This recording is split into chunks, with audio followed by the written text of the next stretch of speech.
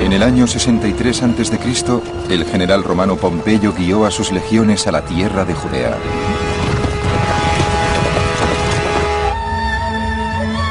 Durante 100 años, Judea había sido una nación independiente, y muchos judíos creían que como pueblo elegido del único Dios verdadero, serían libres para siempre.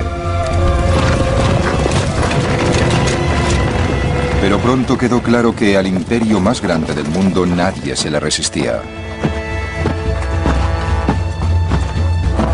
El triunfo de los romanos produjo una crisis de fe entre los judíos.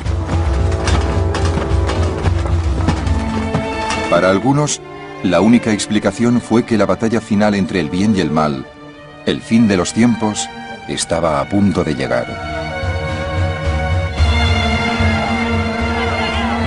Pronto pusieron a prueba sus creencias, porque los años que siguieron en Judea fueron uno de los períodos más sangrientos y caóticos de la historia humana. Esta es una historia de terroristas y asesinos políticos, de gobernadores brutales que crucificaron a miles de personas, y del sitio de Jerusalén, con más de 100.000 personas atrapadas dentro de sus muros. Pero la historia también cuenta cómo en medio del caos empezaron a florecer dos nuevas religiones que cambiarían el concepto humano de justicia, de piedad y de Dios.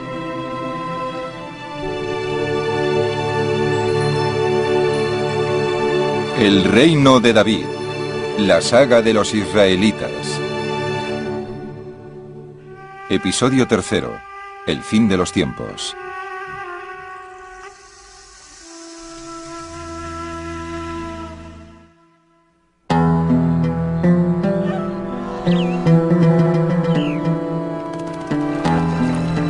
Cuando las tropas romanas entraron en Jerusalén, la capital de Judea, no sabían que iban a encontrarse al pueblo más extraordinario que jamás habían intentado conquistar.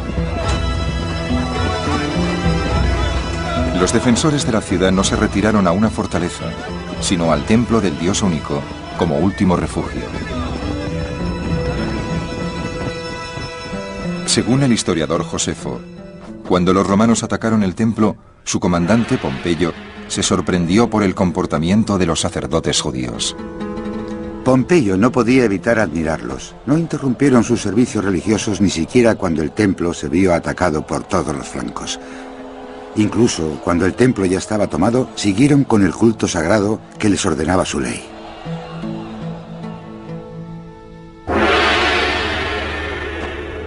Para los sacerdotes del templo, llevar a cabo los rituales para honrar a su Dios era más importante que su propia vida.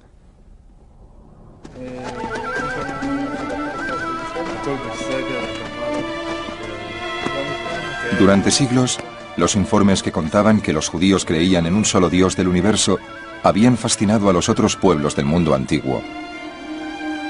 Y el templo de los judíos en Jerusalén era famoso en todas partes por los sorprendentes rituales que llevaban a cabo los sacerdotes para adorar a su Dios. El general romano Pompeyo también se sentía intrigado por la extraña religión de los judíos. Sentía especial curiosidad por ver qué aspecto tenía su misterioso Dios. Según Josefo, en cuanto el general romano se hizo con el control de la ciudad, entró en el templo buscando el Sancta Sanctorum, el santo entre los santos, donde decían que vivía el Dios de los judíos.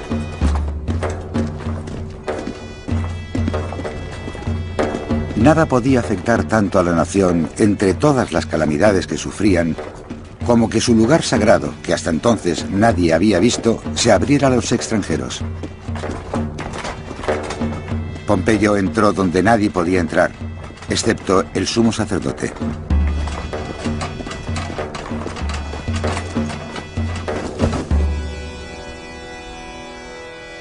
En lugar de la gran estatua de mármol o de bronce que esperaba, Pompeyo no vio nada.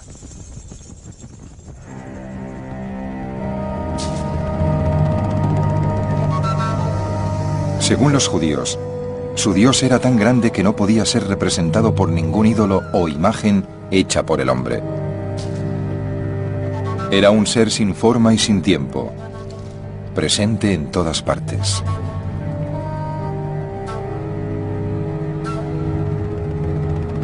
Para los romanos como Pompeyo, era incomprensible que los judíos estuvieran tan dedicados al culto de un solo Dios. Como el resto del mundo antiguo, los romanos tenían un enorme panteón de dioses, pero su creencia más profunda era que quien tiene el poder, tiene la razón. Esta convicción había permitido a los romanos hacerse con el control de un enorme imperio. Para ellos, Judea era solo una pequeña pieza en un gran rompecabezas estratégico. Necesitaban conquistar Judea para obtener un acceso fácil a Egipto.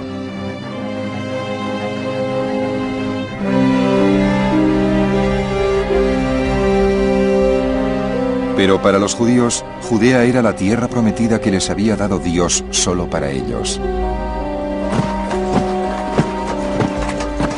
Este enfrentamiento de culturas entre los romanos y los judíos les llevó a un conflicto cruel y sangriento que duró 2 siglos. Y lo peor para el pueblo judío fue que el conflicto enfrentó a los judíos entre ellos como nunca había sucedido. Los romanos se hicieron con el poder y eso desató inmediatamente un debate entre los judíos sobre si debían rebelarse contra ellos o no. Y efectivamente, desde el principio hubo grupos de judíos que querían rebelarse y otros que eran más cautelosos y que decían que no hacía falta llegar tan lejos. ¿Y qué pasó? Que estos grupos se pusieron a luchar entre ellos sin parar durante la época del gobierno romano.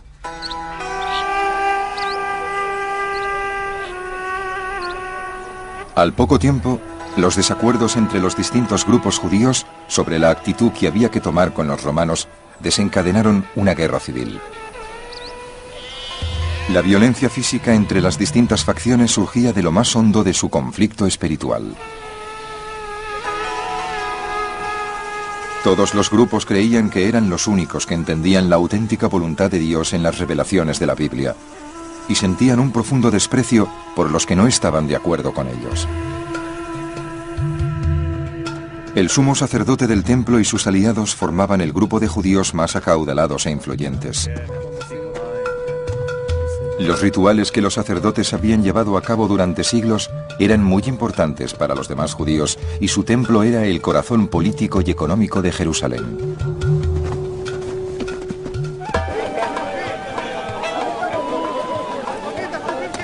Todos los años, cientos de miles de peregrinos judíos llenaban los mercados de la ciudad para comprar corderos, trigo, vino y aceite y llevarlos al templo como ofrenda.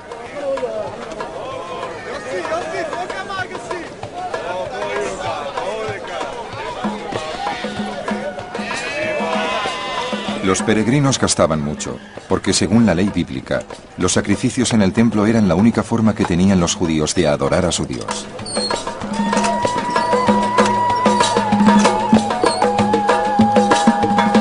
Una vez dentro del templo, los peregrinos entregaban las ofrendas a los sacerdotes, porque eran los únicos a quienes se les permitía mediar entre Dios y la humanidad.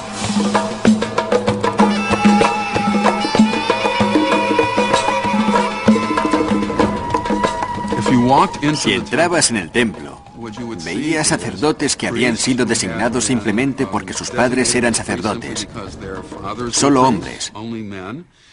También se veían levitas, es decir, gente cuyos padres eran levitas y que ayudaban a los sacerdotes. Había sacrificios de animales, había sangre, tripas y todos los olores desagradables de un matadero, y se transmitía una auténtica sensación de vida y de muerte.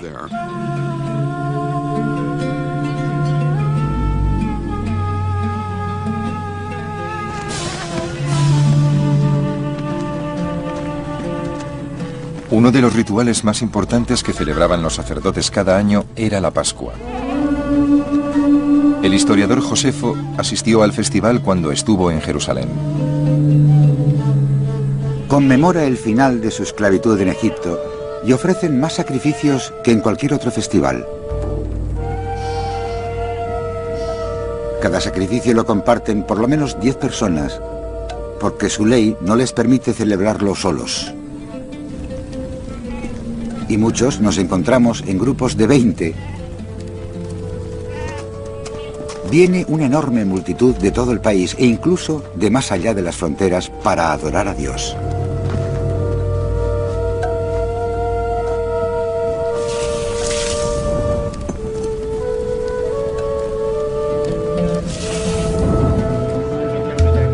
Para el sumo sacerdote y sus aliados, los rituales del templo, como la Pascua, no eran solamente una expresión espiritual, sino una fuente de gran riqueza y poder. Mientras los romanos no interfirieran en las actividades del templo, ellos estaban dispuestos a ayudar a los romanos a gobernar Jerusalén. Pero otros judíos creían que el sumo sacerdote era un traidor.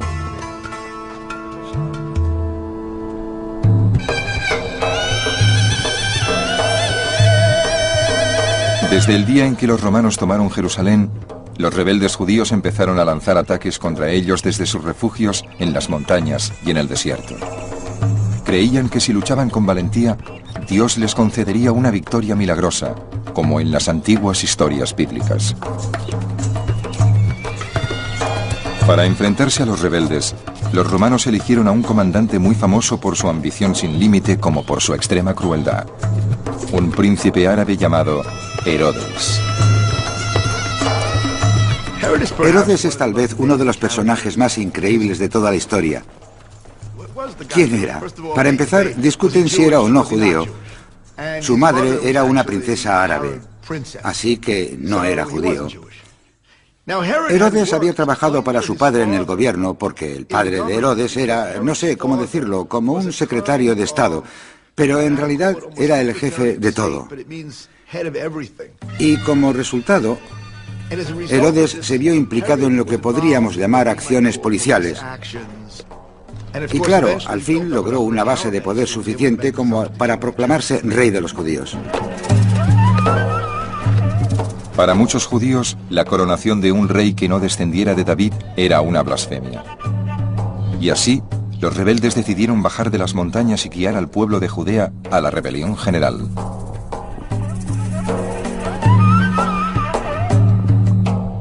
Pero Herodes tenía el apoyo de Roma y, según Josefo, decidió dar un castigo ejemplar a los rebeldes. Hubo descuartizamientos en masa, en los callejones, en las casas e incluso dentro del templo, donde la gente se había refugiado. No hubo piedad ni con los viejos ni con jóvenes, ni las mujeres más débiles se salvaron. Se vengaron como locos en gentes de todas las edades.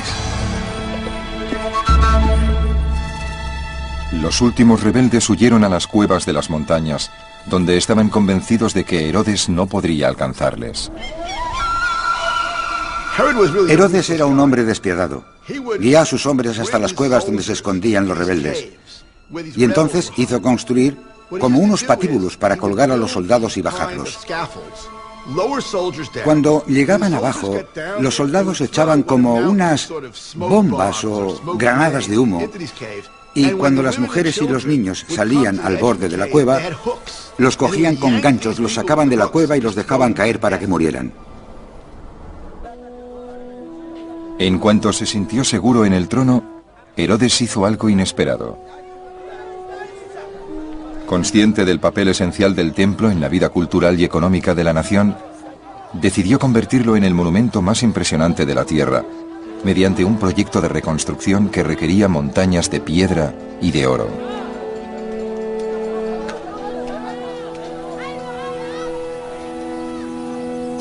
El templo de Jerusalén fue la primera maravilla del mundo. Los visitantes acudían a verlo.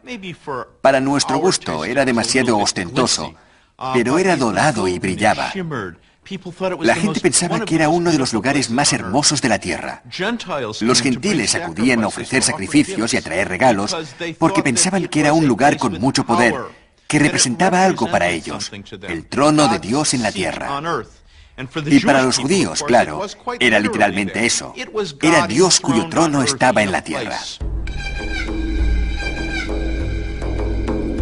Pero ningún plan de embellecimiento del templo podía lograr que los rebeldes judíos aceptaran a Herodes como rey de los judíos. Ellos siguieron luchando y Herodes siguió matándolos. Esta violencia inacabable no era una sorpresa para otro grupo de judíos que pensaba que Dios no quería que lucharan contra los romanos, sino que se prepararan para el fin de los tiempos.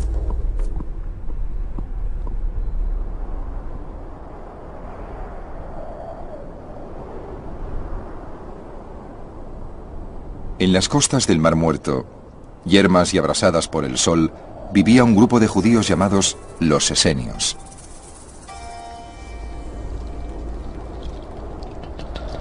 Los esenios se habían retirado de la civilización a un paisaje apocalíptico que les recordaba en todo momento que el fin estaba cerca.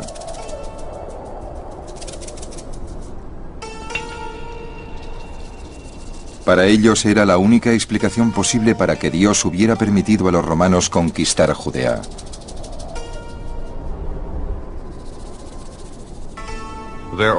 Aquí hay ecos de los tiempos bíblicos que les recordaban que esta era la tierra que Dios había entregado a Israel y la había purgado de extranjeros, y los extranjeros volvían a gobernar.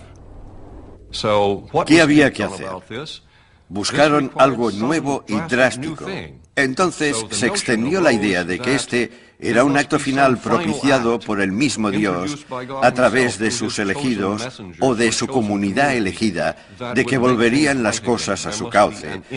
Tenía que llegar el fin de los tiempos, tenía que llegar el momento final en que se hiciera justicia. Los esenios seguían los rituales de purificación de los sacerdotes y rechazaban tanto el sexo como las posesiones personales. Estaban decididos a vivir en la perfección tanto como fuera humanamente posible, hasta que llegara el fin. Hay unos 4000 hombres que viven de esta forma y nunca toman esposa.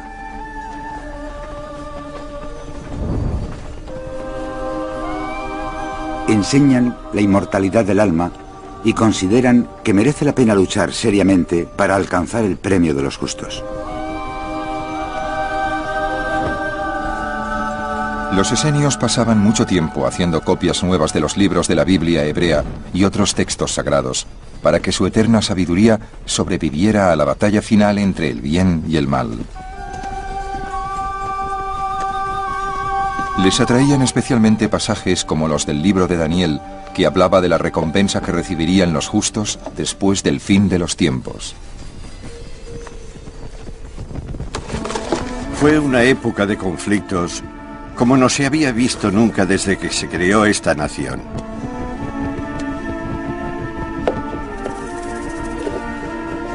En ese momento, vuestra gente se salvará. Todos los que estén escritos en el libro y los que guíen a muchos a una vida justa serán como las estrellas para siempre.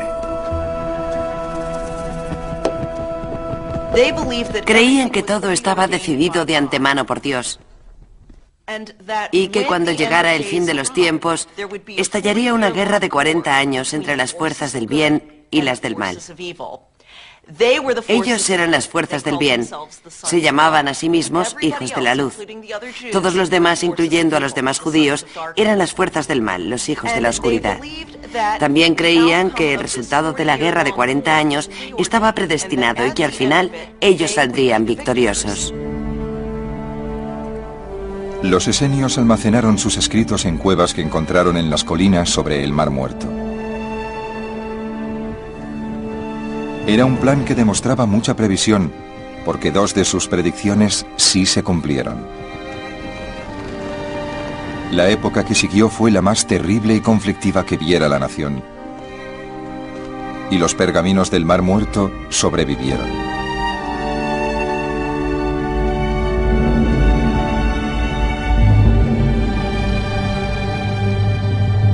En el año 4 a.C., Jerusalén estalló en celebraciones.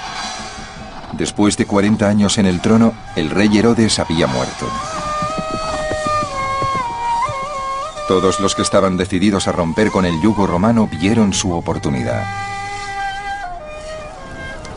Cada vez más grupos armados empezaron a vagar por los campos, atacando guarniciones romanas aisladas y saqueando las caravanas de mercaderes que se dirigían a Egipto.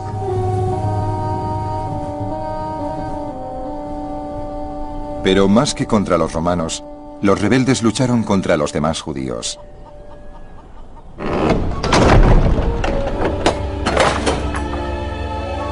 Lo que más enfurecía a los rebeldes eran aquellos judíos que habían dejado las costumbres judías por los romanos.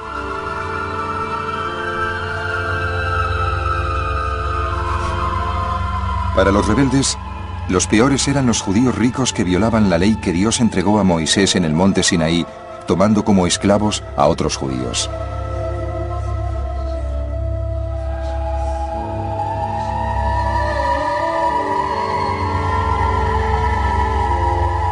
Para los rebeldes, los esclavos maltratados eran una ocasión de oro para añadir soldados a sus filas.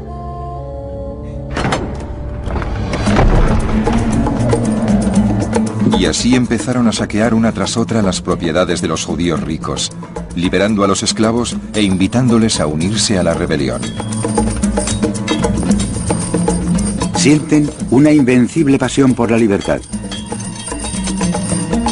Para ellos, Dios es el único dueño y Señor.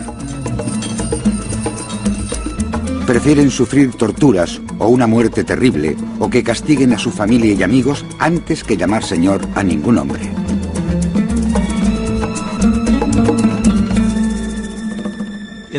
A ojos de los romanos, estos judíos que luchaban por la libertad eran delincuentes y bandidos. Y así los describen en las antiguas fuentes.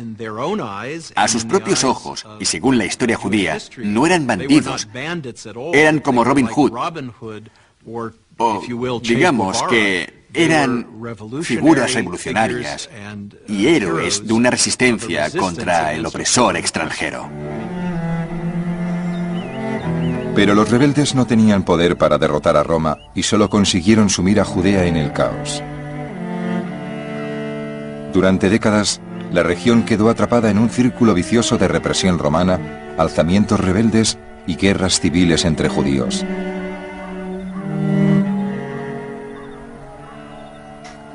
Estaban los grupos de judíos, algunos prorrevolucionarios y algunos contrarrevolucionarios luchando entre ellos. Por otro lado, estaban los procuradores romanos, rapaces, recaudando todos los impuestos que podían y sin preocuparse de mantener la ley y el orden. Por otro lado, había soldados romanos por todas partes que no tenían ningún respeto por los judíos ni por su religión. Toda esa presión iba acumulándose hasta la explosión definitiva.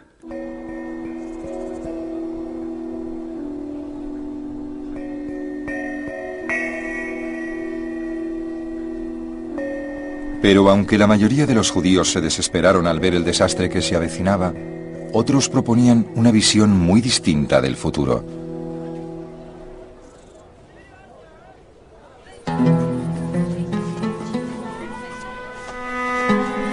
Durante los siglos pasados, desde que se recopilaron las historias de Abraham, Moisés y los demás protagonistas de la Biblia, muchos grupos de estudiosos de toda Judea las habían analizado, buscando lecciones para una vida más justa.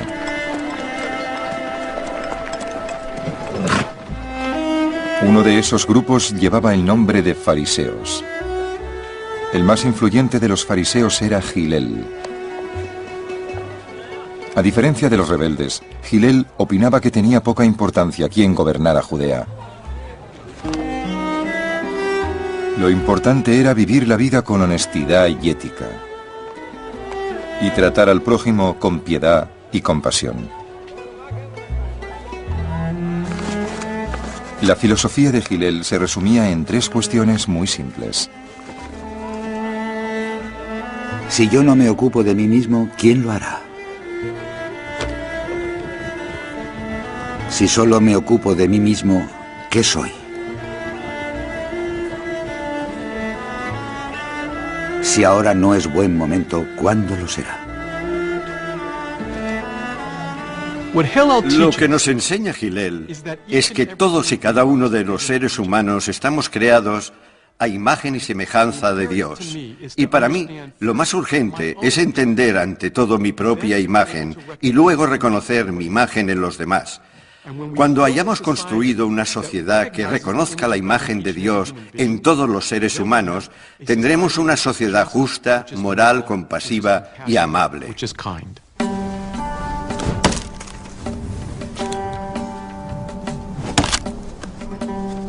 Según las historias que se cuentan de él, Hillel nació en una familia rica, pero desde muy joven hizo voto de pobreza.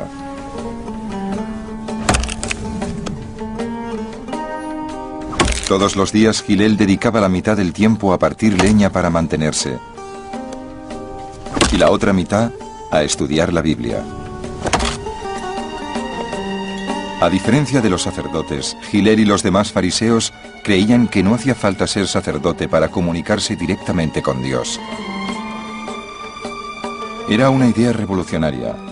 Cualquiera podía comunicarse con Dios simplemente estudiando sus palabras en la Biblia. El judaísmo fariseo consideraba que el camino hacia Dios pasaba por el estudio. Para ser sacerdote había que nacer sacerdote. Para ser rey había que ser hijo de reyes. Para ser un sabio había que estudiar. Y el estudio estaba al alcance de cualquiera.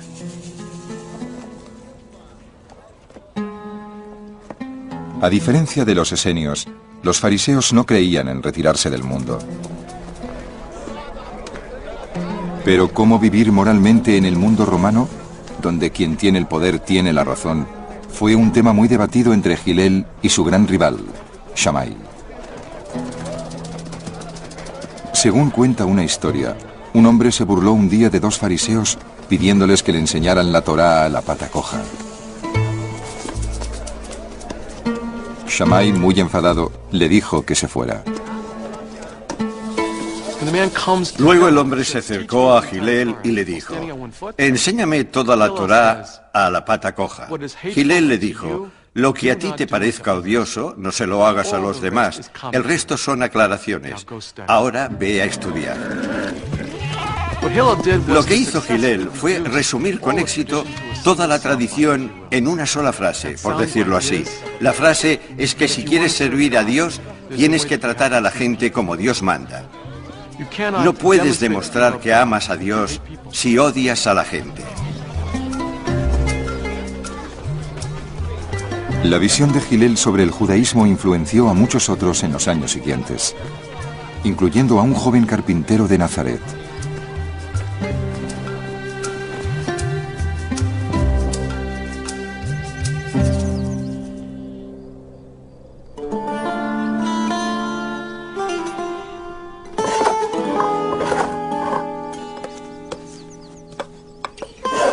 En el año 30 después de Cristo, muchos predicadores respondieron al ambiente apocalíptico que se respiraba en Judea. Algunos se proclamaban mesías llegados para dirigir una rebelión contra los romanos. Otros enseñaban a sus seguidores cómo vivir en medio de la violencia, como Hillel. Un predicador influenciado por la escuela judaica de Hillel fue Jesús de Nazaret. Si Hillel aconsejaba tratar a los demás como uno desea ser tratado, Jesús decía que hay que estar dispuesto a ofrecer la otra mejilla a los enemigos. La mayor parte de la ética de Jesús, las hermosas ideas que se leen en el Sermón de la Montaña o de la llanura, según la versión que elijas, son las ideas éticas de las que hablaban los rabinos fariseos como Hillel y Shammai. Es lo que tienen en común el judaísmo y el cristianismo y el conjunto de nuestra civilización.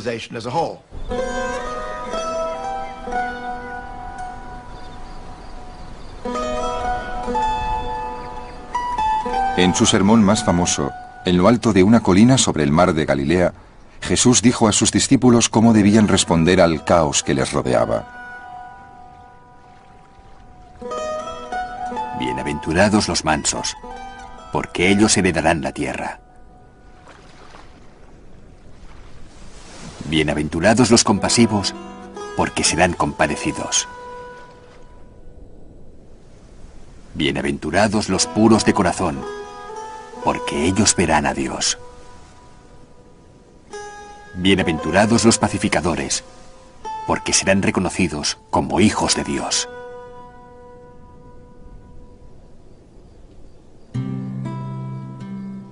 Jesús estaba convencido de que todos los seres humanos tenían que luchar por un mundo mejor, y esa idea formaba parte de una tradición judía que se remontaba a los profetas de la Biblia hebrea. Cuanto más sabemos del judaísmo en el siglo I, y sobre todo de la variedad de versiones del judaísmo en el siglo I, más judío nos parece Jesús. La idea de que el mundo está gobernado por un Dios único y supremo es supremamente judía. La utilización de parábolas para aclarar y precisar sus mensajes, incluso la misma retórica de Jesús, es judía. Como los esenios, Jesús estaba profundamente influenciado por las profecías de la Biblia, que decían que Dios redimiría el mundo de una vez por todas después de un periodo de grandes conflictos. Jesús empezó a predicar que los tiempos habían llegado. Se dedica a predicar que el reino de Dios está a punto de empezar y que todo el mundo debe estar preparado. Está muy claro que es uno de esos profetas escatológicos, de los que esperan el fin de los tiempos, de los que hablan los pergaminos del Mar Muerto y de los que nos habla Josefo. Forma parte del fermento que alimenta la esperanza en un acto final de Dios que devolverá la justicia al mundo. Con las zonas rurales tan revueltas y con tanto hablar del Mesías que devolvería la libertad al pueblo judío, las autoridades romanas estaban constantemente arrestando y crucificando a los que consideraban agitadores. En el año 33 después de Cristo, Jesús de Nazaret fue uno de los detenidos y crucificados.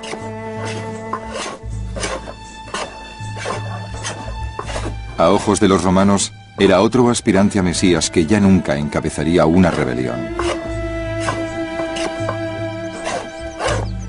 Pero los seguidores de Jesús entre los judíos creyeron que el reino del que hablaba no era de este mundo, sino del otro.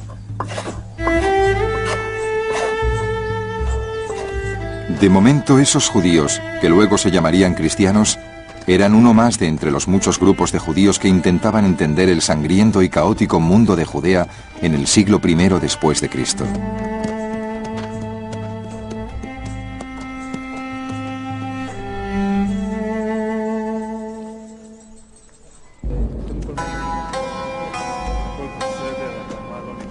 Según Josefo, después de mucho tiempo de que los ataques rebeldes a los romanos y sus colaboradores judíos se limitaran a las zonas rurales, por fin todo cambió en el año 52. Apareció un nuevo grupo de rebeldes decididos a llevar la lucha hasta Jerusalén.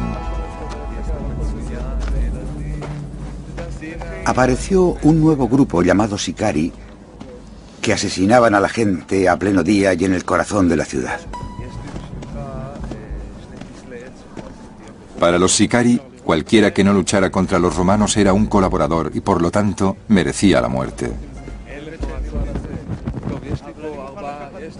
Les llamaban los Sicari por las dagas largas y delgadas que usaban en sus ataques.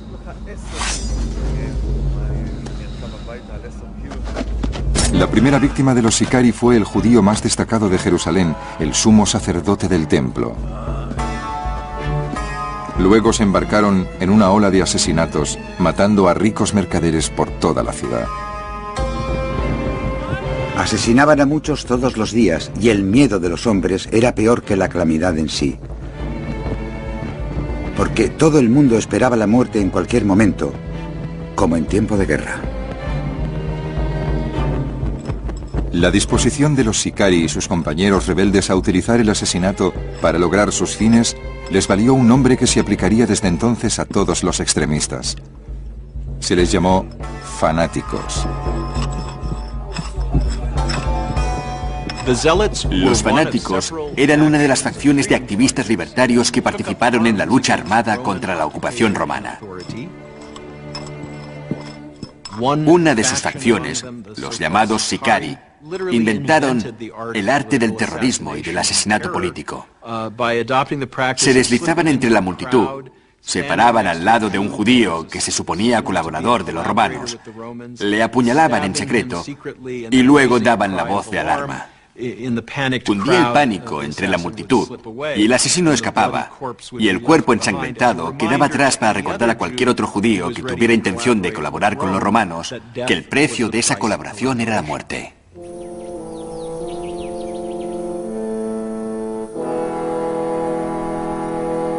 Con los rebeldes dispuestos a rebelarse y los demás judíos convencidos de que sería una insensatez rebelarse contra Roma, el pueblo de Jerusalén no podía estar más dividido. Entonces, el gobernador romano destrozó lo único que podía haberles mantenido unidos. Ordenó atacar el templo. En el año 67, los soldados romanos reventaron las puertas del templo de Herodes con intención de saquearlo. El gobernador estaba impaciente por robar los grandes tesoros de Dios que se guardaban allí, y sus soldados entraron por la fuerza y mataron a todos los que encontraron. Indignados por el ataque contra el trono de Dios en la tierra, rebeldes y no rebeldes se unieron para repeler el asalto. Luego, enfurecidos, vencieron a la pequeña guarnición romana estacionada en Jerusalén y la obligaron a huir de la ciudad.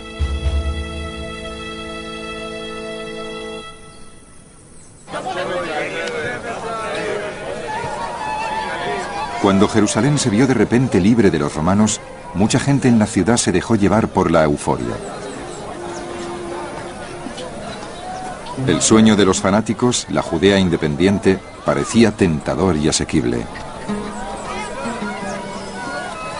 Pero otros decían que seguir luchando solo les llevaría a la catástrofe.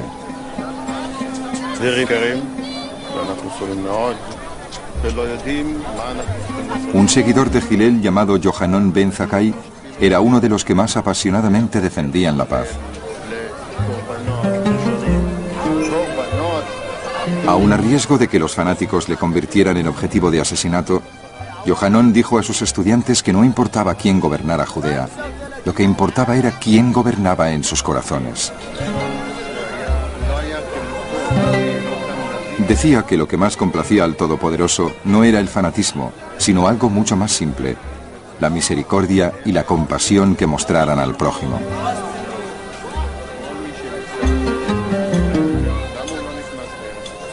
Según parece, Yohanan ben Zakkai estaba en el bando de los pacifistas. Por lo que sabemos, había muchos judíos que estaban en contra de la rebelión, ya sea por su asociación con los romanos a causa de los negocios o por otros motivos, o sencillamente porque estaban convencidos de que rebelarse contra Roma era una locura completamente inútil. Parece que Yohanan ben Zakkai era uno de los que preferían buscar algún tipo de pacto con los romanos que garantizara la libertad religiosa de los judíos y dejara las cosas tal como estaban, pero con gobernadores romanos.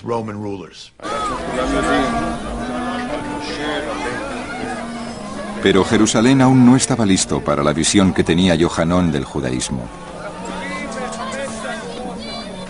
Desde las escaleras del templo, los fanáticos hicieron una declaración pública de guerra contra Roma.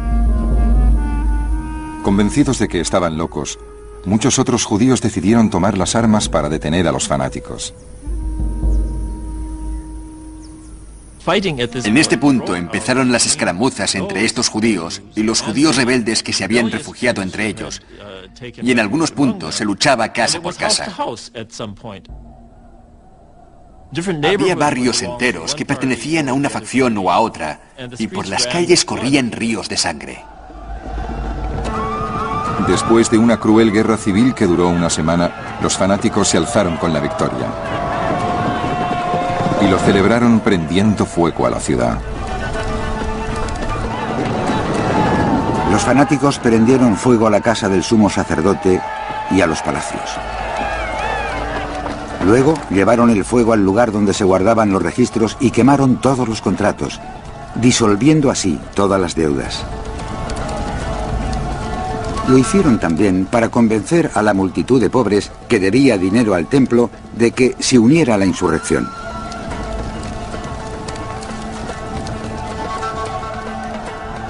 La noticia de que los fanáticos se habían rebelado contra Roma pronto llegaron a la vecina ciudad de Cesarea. Indignados, Los romanos y los sirios de Cesarea asesinaron a miles de judíos vecinos. En venganza, los judíos empezaron a matar a los sirios y romanos que vivían entre ellos.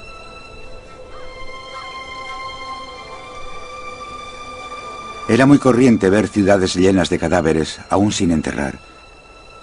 Cadáveres de ancianos mezclados con mujeres y niños, todos muertos.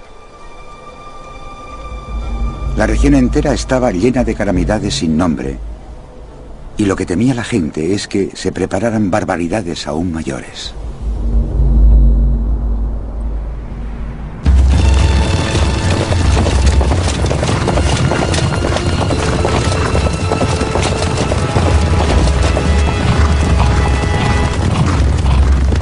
Los romanos estaban decididos a sofocar la rebelión antes de que a otros pueblos de su vasto imperio se les ocurriera disputar su dominio. Enviaron a su mejor general, Vespasiano, a Judea con un ejército de más de 60.000 hombres.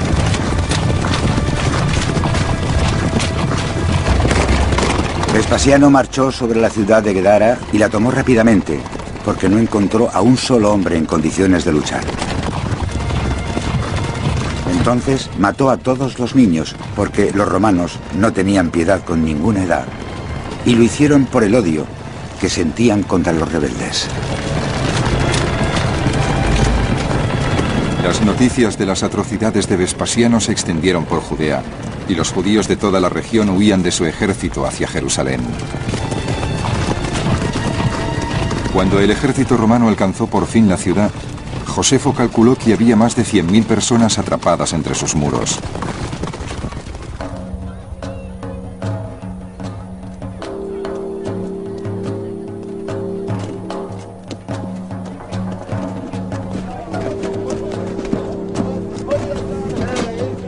Los romanos instalaron sus campamentos a la vista de la ciudad, con la esperanza de que la sola visión de su poder militar convenciera a la gente de Jerusalén de que debían rendirse.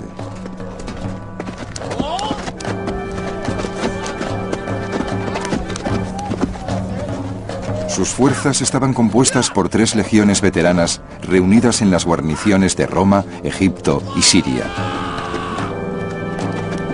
Llegaban armados con catapultas, arietes y máquinas de sitio, temibles armas de guerra que les habían ayudado a conquistar el mundo desde Inglaterra a Persia.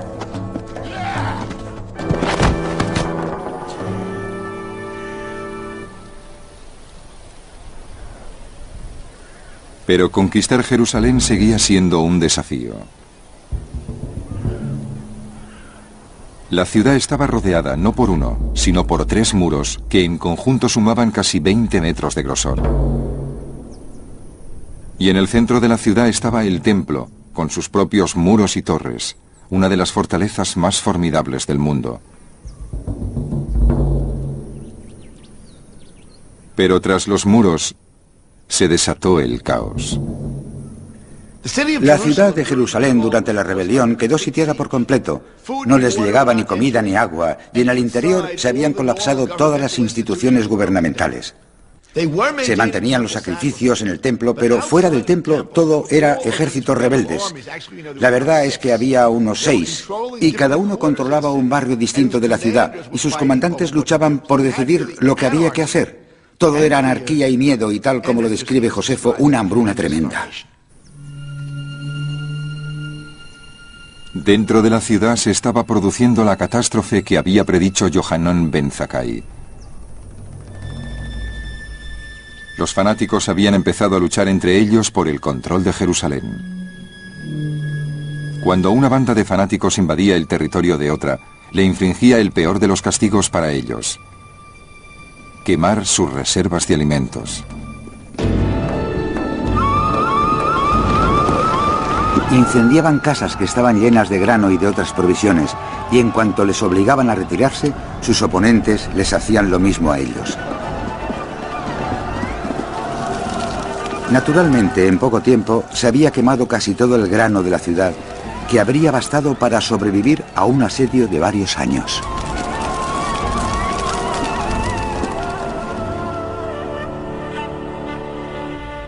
Al quedar diezmadas las reservas de alimentos, muchos decidieron que su única esperanza era huir de Jerusalén. Pero los fanáticos creían que Dios deseaba que toda la nación se enfrentara unida a los romanos. Proclamaron un edicto según el cual el que intentara salir sería considerado un traidor y ejecutado. En muchos sentidos, es lo mismo que hacen los militares en cualquier sociedad de nuestros tiempos, como los que siguen los preceptos de la yihad islámica, o, por ejemplo, los que vimos en Bosnia. En otras palabras, estos grupos deciden que la única forma de actuar es con medios militares. Esa fue una época espantosa para todos los judíos de Jerusalén, porque la mayor parte no era fanática. A medida que avanzaba el sitio, la situación dentro de Jerusalén se hacía más y más desesperada. Muchos morían de hambre y soportaban miserias inenarrables, porque si aparecía la más mínima sombra de alimentos en cualquier parte, estallaba una guerra. Y los amigos más queridos se peleaban entre ellos por la comida. Pronto, mucha gente se vio tan desesperada que prefirió arriesgarse a morir a manos de los fanáticos. Se escurrían por alguna puerta poco conocida de la ciudad para recoger hierbas para comer.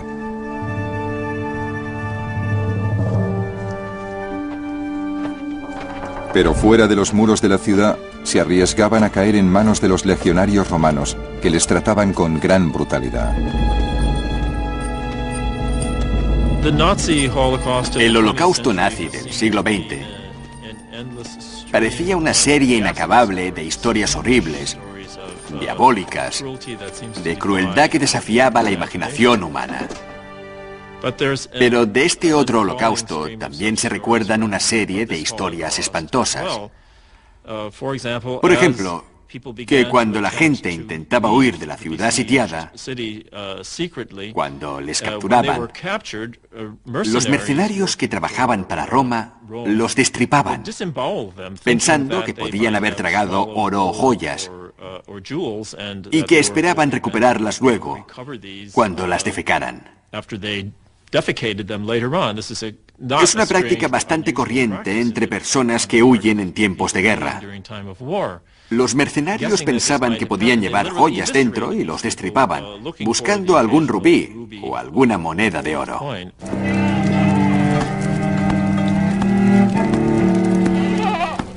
Los romanos también tomaban a muchos hombres, mujeres y niños que capturaban y crucificaban.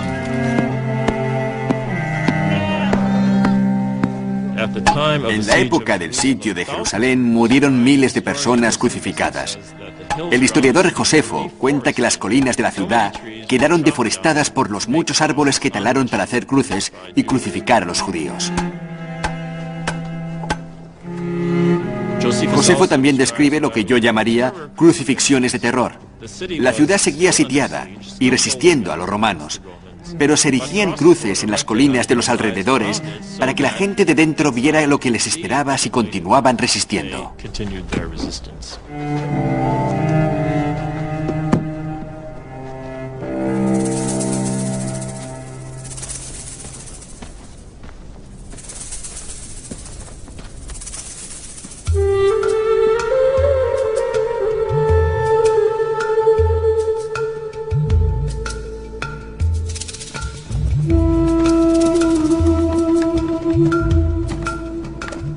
La gente de Jerusalén, obligada a elegir entre la tortura a manos de los romanos o la muerte por hambruna a manos de los fanáticos, cayó en la desesperación total.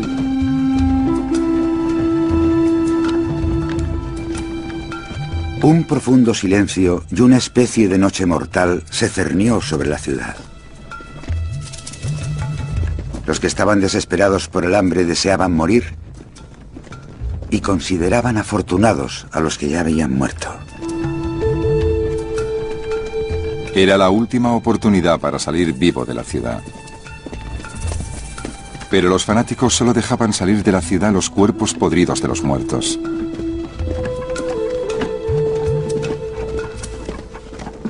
Entonces, una noche llegó una procesión a las puertas de la ciudad. Eran un grupo de estudiantes cargando el cuerpo de Yohanan ben Zakkai, que había predicado la paz en vez de la guerra.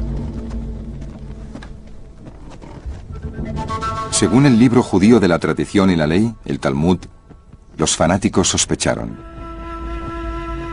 Algunos guardas preguntaron, ¿quién es este?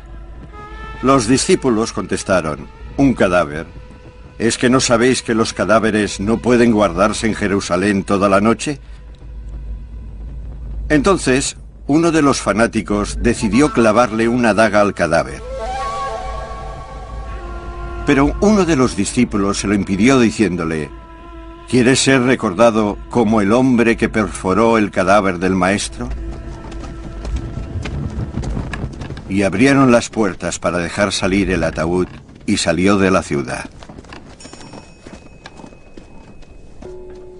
El truco de los estudiantes había funcionado.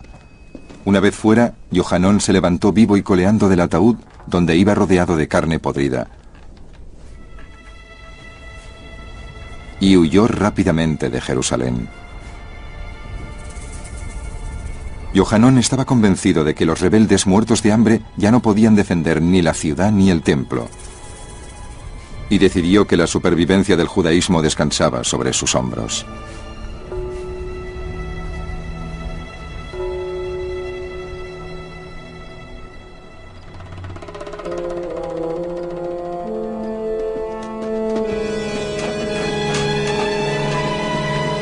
Después de 4 meses de sitio, las legiones romanas lograron penetrar por fin el primer muro de la ciudad. Los fanáticos corrieron a enfrentarse a ellos y lucharon con gran valentía.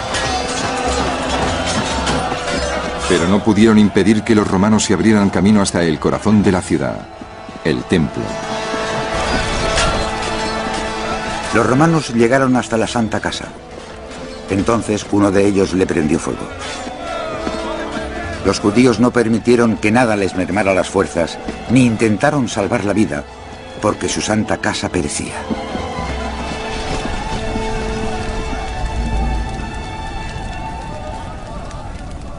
El trono de Dios en la tierra, y el único lugar donde se le podía adorar según la Biblia, quedó arrasado por los romanos.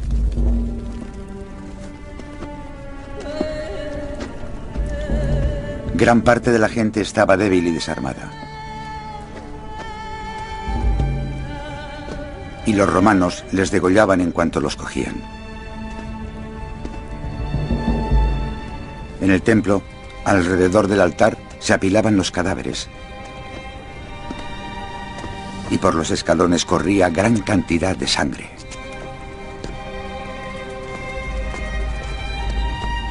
En toda la historia del mundo, ninguna otra nación ha sufrido una calamidad así. La destrucción del templo en el año 70 fue la catástrofe más grande y el mayor trauma para el pueblo judío, diría yo, hasta nuestros tiempos del Holocausto. Era el centro de la vida económica del pueblo judío, como si la Reserva Federal se alojara en el templo. Era el centro de la vida judicial, el Tribunal Supremo se alojaba en el templo. Era el centro de la vida religiosa, como si el sumo sacerdote fuera el rabino jefe centrado en ese edificio. Y en cuestión de horas desapareció.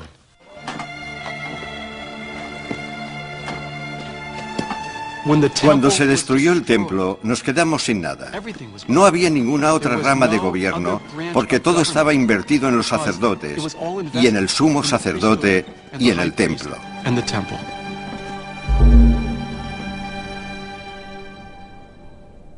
Con la destrucción del templo, la religión de los sacerdotes y sus sacrificios se habían perdido para siempre. ¿Cómo sobrevivirían el judaísmo y los judíos?